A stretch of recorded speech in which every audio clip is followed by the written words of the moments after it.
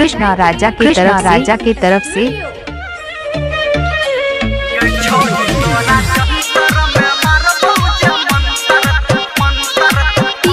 DJ Krishna राजा DJ Krishna राजा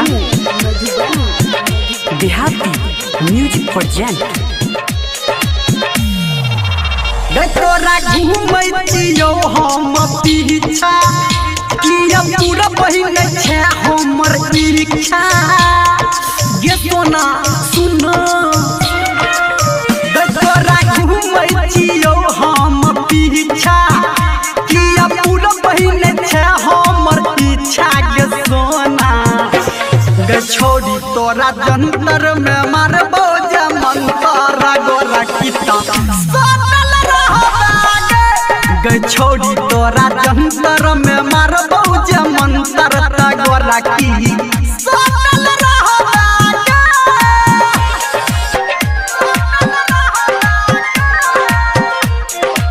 अभी आप सुन रहे हैं सावरिया म्यूजिक।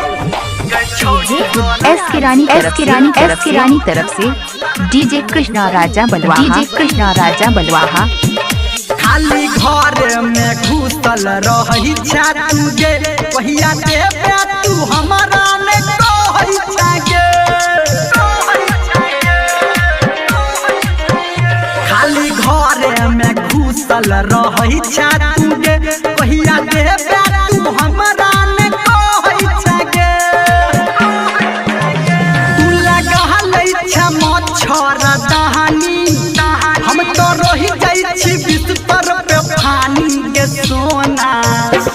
गे छोड़ी तोरा जंतर में मारबो जे मंतर गोरा सोनल गे छोड़ी तोरा जंतर में मारबो जे मंतर गोरा की सोनल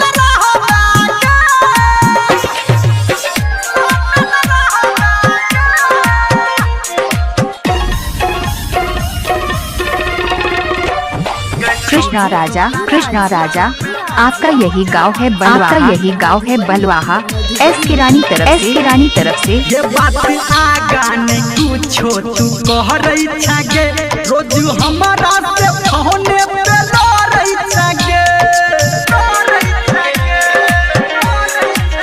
ये बात आगा नहीं कुछो तू कह रही छा गे रोज हमारा से फोने पे लड़ई छा गे।